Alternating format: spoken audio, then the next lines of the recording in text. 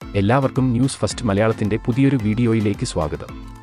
India England 4ാം ടെസ്റ്റിലെ 2ാം ദിനം ഇപ്പോൾ അവസാനിച്ചിരിക്കുകയാണ്. ഇന്ന് ഇന്ത്യയ്ക്ക് വേണ്ടി ജയ്സ്വാൾ മികച്ച പ്രകടനം തന്നെയാണ് പുറത്തെടുത്തത്. അപ്പോൾ ഇന്ത്യ ഇംഗ്ലണ്ട് 4ാം ടെസ്റ്റിലെ 2ാം ദിന ഹൈലൈറ്റ് ആണ് നമ്മൾ ഈ വീഡിയോയിൽ നോക്കാൻ പോകുന്നത്. ഇതുപോലത്തെ ക്രിക്കറ്റ് വാർത്തകൾക്കായി ഈ ചാനൽ മറക്കാതെ സബ്സ്ക്രൈബ് ചെയ്യുക. 302-7 എന്ന നിലയിൽ നിന്നും ബാറ്റിംഗ് പുനരാരംഭിച്ച ഇംഗ്ലണ്ട് ആദ്യ സെഷനിൽ തന്നെ ഓൾ ഔട്ട് ആകുന്ന കാഴ്ചയാണ് നമുക്ക് കാണാൻ സാധിച്ചത്.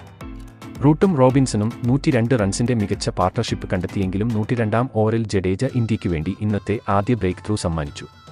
96 പന്തിൽ 58 റൺസ് നേടിയ റോബിൻസൺ ആണ് പുറത്തായത്. പിന്നീട് വന്ന ബഷീർ, ആൻഡേഴ്സൺ തുടങ്ങിയ താരങ്ങൾ 0 റൺസിൽ പുറത്തായപ്പോൾ ഇന്ത്യ 353 ഇംഗ്ലണ്ടിനെ ഓൾ ഔട്ട് ആക്കി.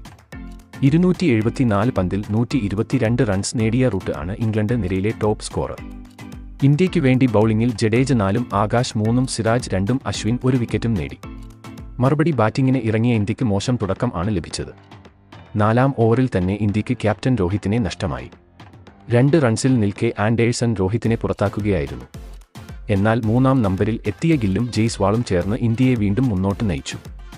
82 റൺസിന്റെ മികച്ച പാർട്ണർഷിപ്പ് ആണ് ഇരുവരും കൂട്ടിച്ചേർത്തത്. എന്നാൽ ബഷീർ ഗില്ലിനെ മടക്കി ഇന്ത്യയെ വിറപ്പിച്ചു. 65 പന്തിൽ 38 റൺസ് നേടിയാണ് ഗിൽ പുറത്തായത്. തൊട്ട് പിന്നാലെ തന്നെ ഇന്ത്യയ്ക്ക് രജത് പാട്ടിദാറിനെയും നഷ്ടമായി. ഷോയിബ് ബഷീറിന്റെ പന്തിൽ 17 റൺസ് നേടിയാണ് താരം പുറത്തായത്.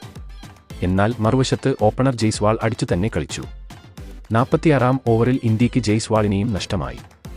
117 പന്തിൽ 8 ഫോറും 1 സിക്സും ഉൾപ്പെടെ 73 റൺസ് ആണ് ജയ്സ്വാൾ നേടിയത്. അങ്ങനെ ഇന്ത്യ 161-5 എന്ന നിലയിലേക്ക് കൂപ്പുകുത്തുകയായിരുന്നു. പിന്നീട് എത്തിയ ഇന്ത്യൻ ബാറ്റ്സ്മാൻമാർക്ക് ആർക്കും തന്നെ തിളങ്ങാൻ സാധിച്ചില്ല. ജഡേജ 12, സർഫരാസ് ഖാൻ 14, അശ്വിൻ 1 എന്നിങ്ങനെയാണ് ഇന്ത്യൻ സ്കോർ ബോർഡ്. ജയ്സ്വാൾ ഒഴികെ ബാക്കി എല്ലാ താരങ്ങളും ഇന്ത്യൻ നിരയിൽ ഇന്ന് ഫ്ലോപ്പ് ആയിരുന്നു. ഇങ്ങനെ പോയാൽ ഇംഗ്ലണ്ട് 4ാം ടെസ്റ്റ് ഈസിയായി ജയിക്കും.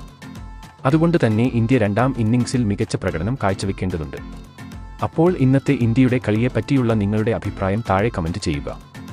അതുപോലെ കൂടുതൽ ക്രിക്കറ്റ് വാർത്തകൾക്കായി ഈ ചാനൽ മറക്കാതെ സബ്സ്ക്രൈബ് ചെയ്യുക.